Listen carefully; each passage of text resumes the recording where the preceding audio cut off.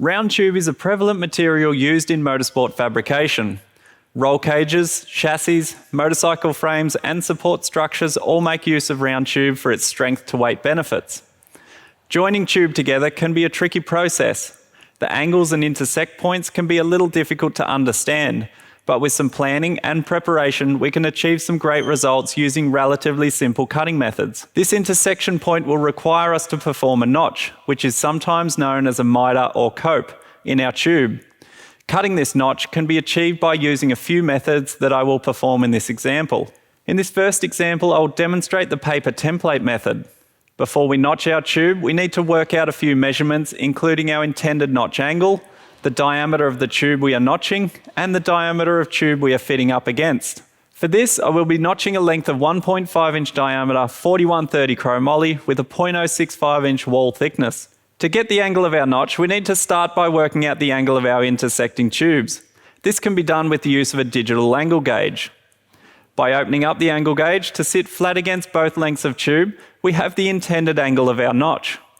Once we record that angle, we can mark a few lines of reference on the tube to let us know which end is which and what direction our notch will go in.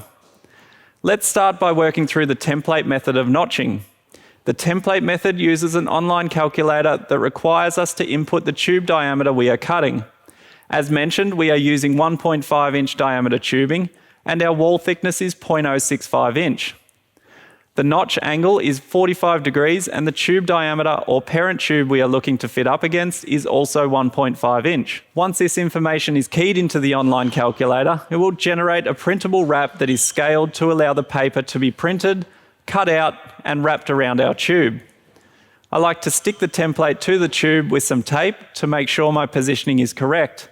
This gives me a chance to mark the cut area with my permanent marker and then remove the paper to reveal the cut marks. One thing to note here is the rotation of this will be very important if your tube has any other features such as a bend or a notch on the opposing end. This will require your notch to be rotated as desired.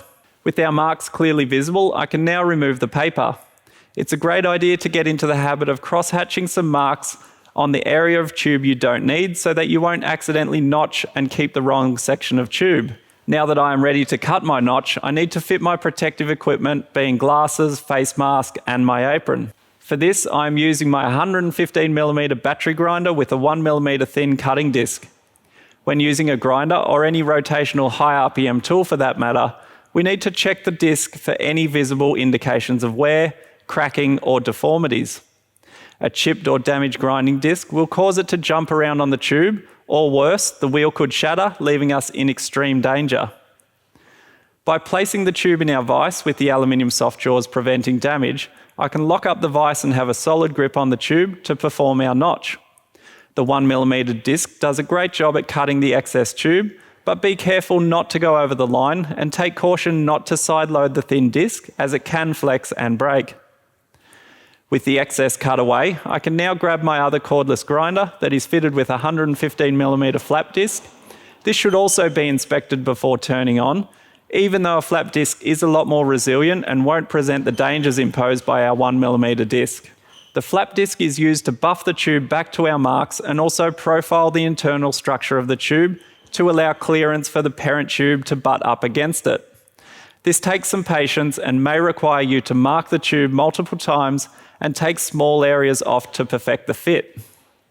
This process can be great to get a feel for what angle requires what type of notch.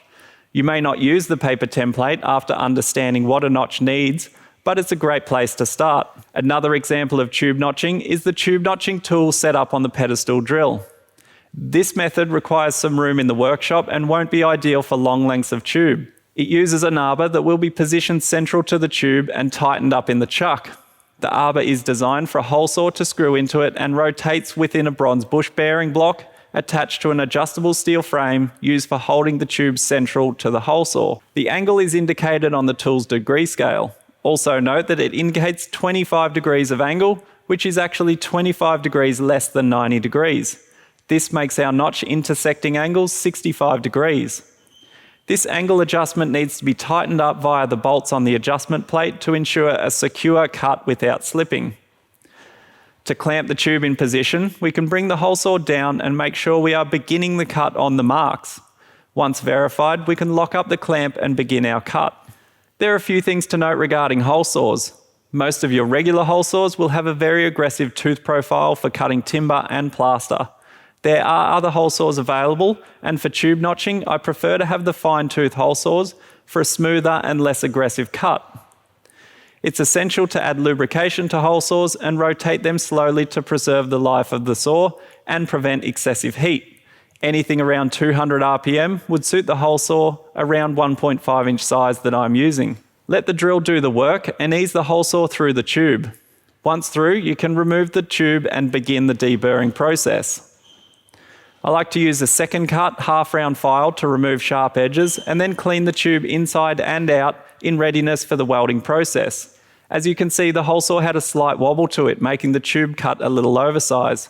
This can be a real problem with this method and will rely on you doing some extra finishing to get the fit exactly right.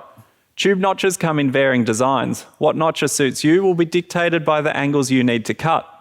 If you're notching tube to fit in a certain position, then it can be done by marking the tube's notch with a pen, cutting the excess tube, test fitting, marking again, grinding back to your marks, and then filing the notch for the perfect fit. Notching tube gets easy with practice, and I recommend starting with the paper template method to get a feel for notching tube.